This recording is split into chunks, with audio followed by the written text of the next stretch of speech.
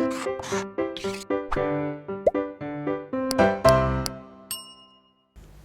Everyone, मैं सुरभि गुप्ता हमारे YouTube channel blueprint digital में आपका स्वागत करती हूँ।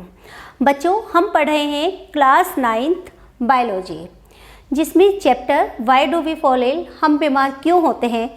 इसमें हमने अभी तक अपनी प्रीवियस वीडियो में पढ़ा कि रोग क्या होते हैं, किस तरह से रोग फैलते हैं और रोगों का कारण क्या होता है।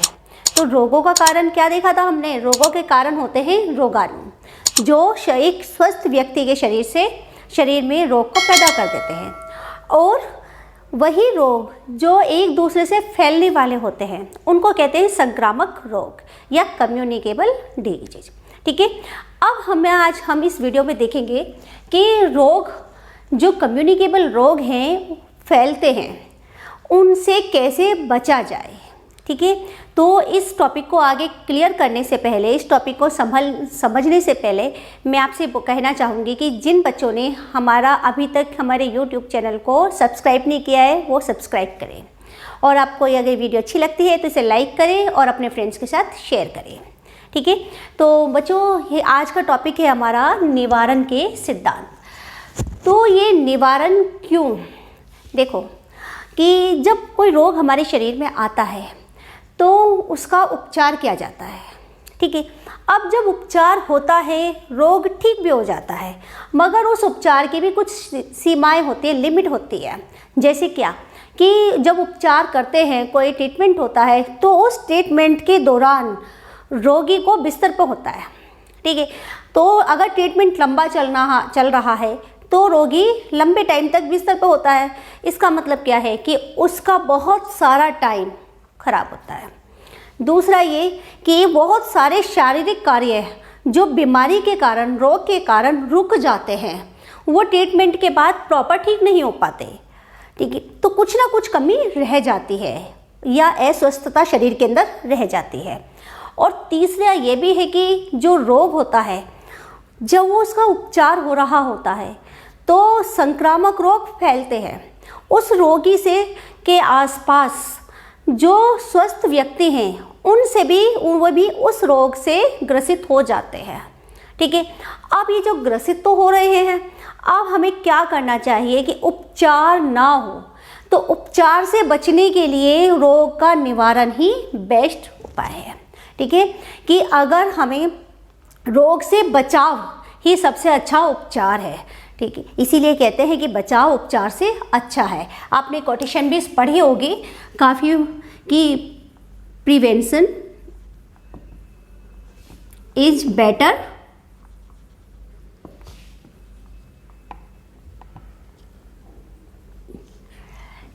कि जो बचाव है वो उपचार से ज़्यादा अच्छा है, ज़्यादा उपयोगी है। अब हमें ये बचाव कैसे किया जाए? ठीक है, अब हम प्रिवेंट कैसे अपने आप को प्रिजर्व कर सकते हैं, बचा सकते हैं। तो उसके जो सिद्धांत दिए गए, निवारण के सिद्धांत या प्रिवेंशन के जो सिद्धांत दिए गए, वो कितने हैं? वो दो तरह के होते हैं। एक होते हैं जनरल और एक होते हैं स्पेसिफिक। ठीक है, तो पहला आपका आता है सामान्य सिद्धांत। ठीक है, पहला फर्स्ट है आपका एक कि जनरल प्रिंसिपल या जनरल मेथड। ठीक है, और दूसरा है आपका जनरल, और दूसरा हो जाता है आपका स्पेसिफिक या कहिए विशिष्ट।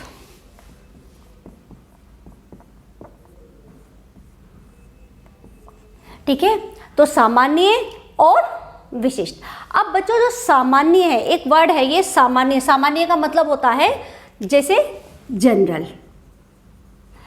तो जो ये जनरल है, ये जनरल मेथड, ये क्या है? तो जनरल मेथड को हम कहेंगे जो कॉमन मेथड है, जो हम देखते हैं कि अगर कहीं संक्रामक रोग फैले हुए हैं या जो कम्युनिकेबल है, उससे किस तरह से अपने आप को सेव किया जाए, वो सब आ जाता है सामान्य मेथड के अंदर। ठीक है, जो जनरल है के मेथड के अंदर सब कुछ आ जाता है। जैसे आपका इसमें फर्स्ट पॉइंट एक देखिए कि अगर किसी रोगी को रोग हो रहा है तो सबसे पहले उसको आइसोलेट कर देते हैं। ठीक है ना, उसको अलग कर दिया जाता है। अभी आपके आसपास आपने देख रहे होंगे कि एक बहुत बड़ी महामारी फैली हुई है, एक बहुत बड़ी, इसका नाम है कोरोना। जब ये कोविड-19 है तो जब किसको पॉजिटिव आता है तो क्या करते हैं, सबसे पहले उसको उस सबसे फैमिली से या सब समाज से अलग कर दिया जाता है, तो आइसोलेट कर देते हैं। तो यही इसका सबसे पहला मेथड है कि अगर कोई रोगी है तो उसको अलग कर दिया जाए। तो कौन सा हो गया हमारा, रोगी का पृथक्करण कर दिया जाए।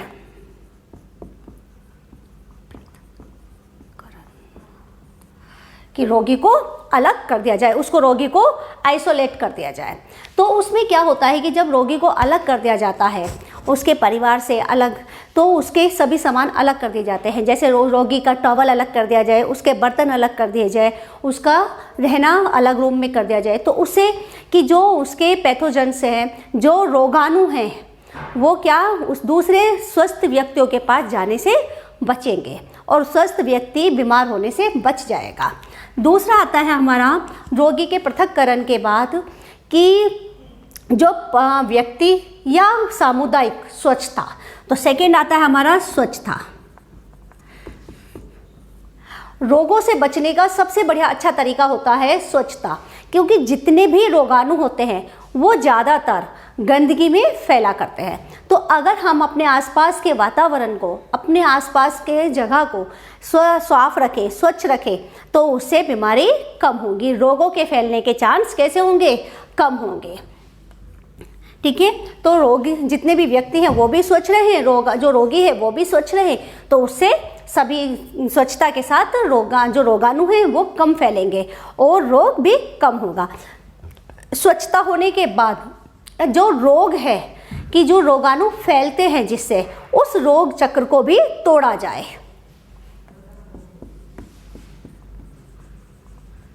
रोग चक्र का तोड़ना, कि रोग चक्र को भी रोक लगा दी जाए, कि जो रोगाणु जैसे फैलते हैं, जो उनका संचरण का माध्यम है, उस संचरण के माध्यम को खत्म कर दिया जाए। तो रोगाणु के संचरण का माध्यम क्या है, संचरण का माध्यम है जैसे पानी, सब जल से फैलते हैं। तो जल को कैसा स्वच्छ जल पिया जाए, अगर पानी है उसको वाटर को उबाल के पिया जाए, पानी को गर्म करके पिए, उबाल के पिए, उसे साफ पानी पिए, ढक के रखें। ऐसे ही वायु से फैलता है।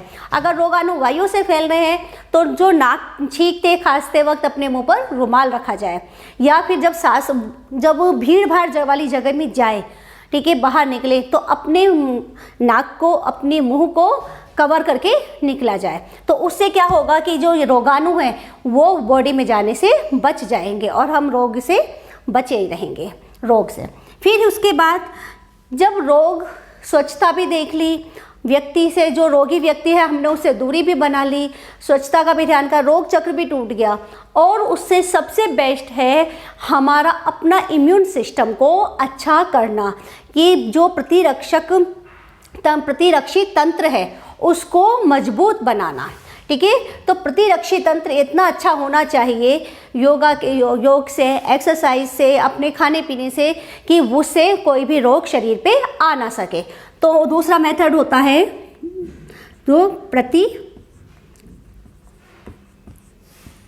प्रतिरक्षी तंत्र को सक्षम बनाना।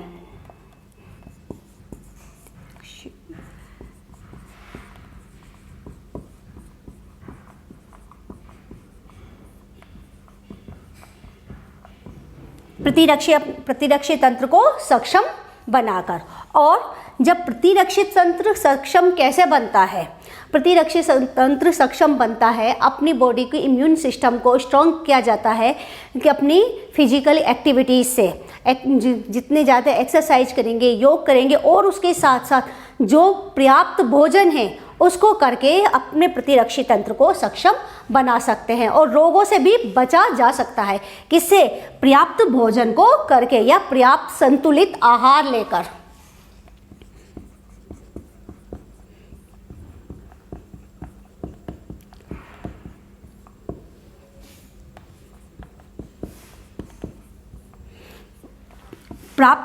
जो पर्याप्त संतुलित आहार है उसको लेंगे तो उससे क्या होगा, ये सब जनरल मेथड है, ये सब जनरल मेथड है जिसके साथ कम्युनिकेबल डिजीज से या संक्रामक रोगों से बचा जा सकता है। तो संक्रामक रोगों से बचने के ये हो गए जनरल तरीके, ये सामान्य तरीके, सामान्य मेथड।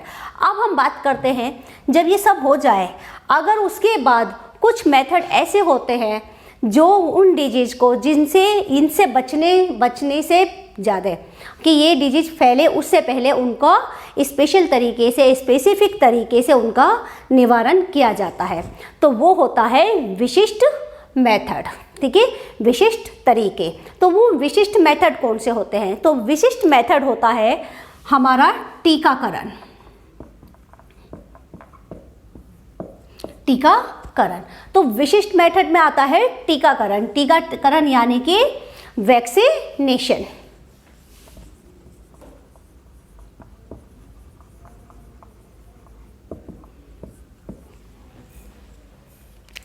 तो वैक्सीनेशन क्या है कि जो भी रोग हैं, जो रोगाणु हैं किसके, संक्रामक रोग के, जो पहले से ही निर्धारित हैं कि ये रोग फैल सकता है या फैल रहे हैं, तो उन रोगों के पहले ही उनका टीकाकरण कर दिया जाता है। उनकी एंटी जो है, उनकी वैक्सीन बॉडी में इंजेक्ट कर दी जाती है, बॉडी के अंदर पहुंचा दी जाती है। और जब वो रोगाणु शरीर के अंदर आते हैं तो उनके प्रतिरक्षी जो पहले बॉडी के अंदर हैं वो सक्रिय हो जाते हैं और उन रोगों से बचा जा सकता है।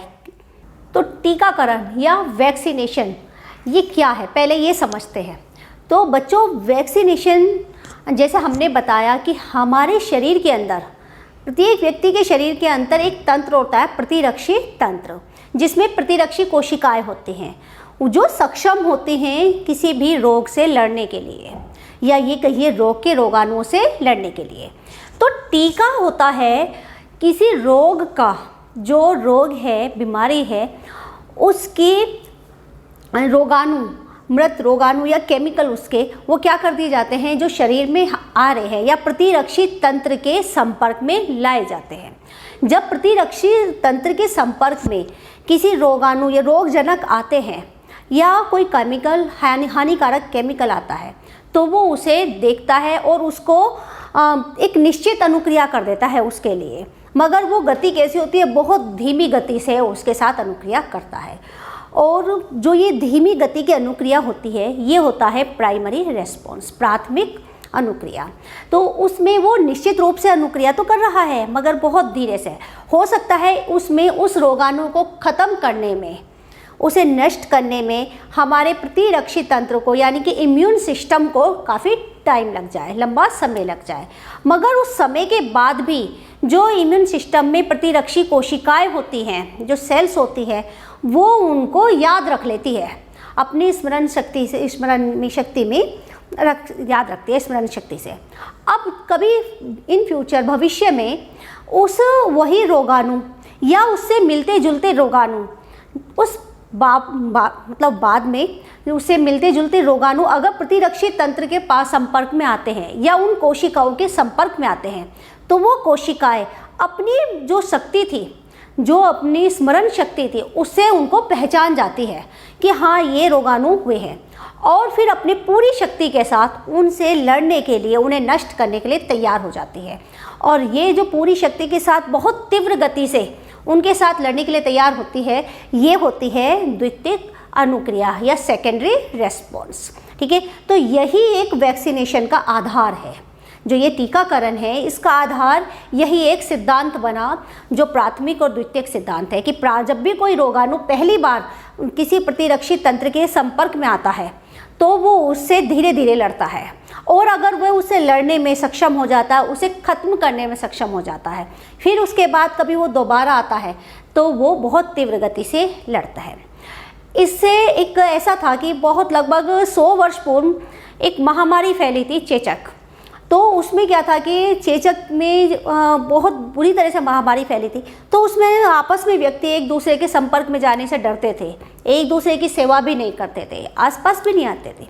तो उन जो चेचक के रोगी थे, जहाँ ये बीमारियाँ फैलती थी, वहाँ पर एक दल काम करता था, एक ग्रुप होता था जो चेचक से लड़ चुका होता था। ये कहिए कि उससे पहले कभी महामारी जो चेचक फैल रही थी, उस चेचक महामारी में जिनको चेचक हो गया, ठीक है, चिकन पॉक्स होने के बाद वो ठीक हो गए, जो जीवित बच गए और ठीक हो गए वो लोग वापस उनकी सेवा करते थे और उन्हें दोबारा चेचक नहीं होती थी।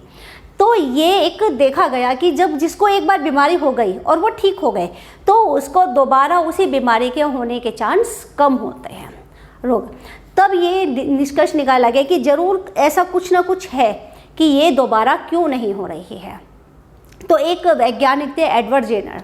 तो एडवर्ड जेनर जो थे उन्होंने भी ऐसे देखा कि चीनी और ये जो आपकी भारतीय चिकित्सक पद्धति है इसमें भी ऐसा माना जाता था कि जो चेचक के रोगी होते थे, जिनके फेस पर शरीर पे चेचक के निशान रह जाते थे, उनको सामान्य व्यक्ति जिसको नहीं हुआ उनसे रगड़ा जाता था उन निशान को। तो ये कहा जाता था, ये माना जाता था कि अगर ये ऐसे रगड़ने से चेचक के जो रोगाणु जो वहाँ है उसके पास वो सामान्य व्यक्ति के शरीर में प्रवेश कर जाएगा और फिर उसके बीमार होने के या चेचक होने के चांस कम हो जाएंगे। ठीक है, ऐसे ही एक था काउपॉक्स। उसमें भी देखा गया कि ग्वालों की जाति थी, उसमें कुछ ग्वालों को ये हुआ, तो जिनको हुआ और ठीक हो गए उनको ये दोबारा नहीं हुआ। तो ये जो दोबारा नहीं होने का था तो इसी को आधार मानकर टीकाकरण का निर्माण किया गया। टीकाकरण की जो पद्धति थी ये आगे को चली उसका। अब ये पद्धति जब कारगर हो सकती है जब उसके समय के अनुसार उसको वो वैक्सीनेशन दी जाए, और यही रीज़न है कि आज भी वैक्सीनेशन चलती है टाइम के अनुसार। ऐसे ही एक बीमारी होती है पोलियो के, आपने सबने देखा होगा टीकाकरण होता है तो उसका समय समय पर पोलियो का ड्रॉप्स दी जाती है। ऐसे ही दूसरी वो है पीलिया जॉइंटिस। तो जॉइंटिस होता है वाटर से कि पानी से फैलने वाली बीमारी है जिसका वायरस होता है हेपेटाइटिस बी। तो हेपेटाइटिस बी का अगर वैक्सीनेशन हो जाती है उसका टीका लग जाता है, ठीक है, तो मगर उसमें क्या है कि ये माना जाता है कि लगभग 5 वर्ष की आयु तक आते आते बच्चे उनके शरीर में जो प्रतिरक्षी तंत्र है वो इसको अपने आप बनाने में सक्षम हो जाता है। ठीक है, तो ये हो जाती है टीकाकरण।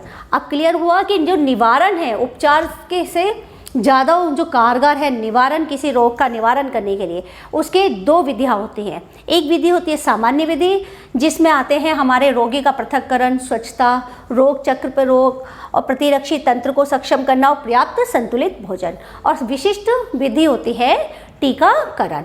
तो इस तरह से बीमारियों से, रोगों से, इन विधियों को अपनाकर रोगों से बचा जा सकता है। क्लियर बच्चों? तो ये चैप्टर हमारा यहाँ पर ख़त्म होता है और हमने इस चैप्टर में लगभग ऑलमोस्ट जितना भी टॉपिक थे सब हम कवर कर चुके हैं। नेक्स्ट वीडियो से हम नेक्स्ट चैप्टर स्टार्ट करेंगे। ओके स्टूडेंट्स, अगर आपको ये मेरी वीडियो अच्छी लगी हो तो इसे लाइक कीजिएगा, अपने फ्रेंड्स के साथ शेयर कीजिएगा और हमारे चैनल को सब्सक्राइब कीजिएगा। Thank you.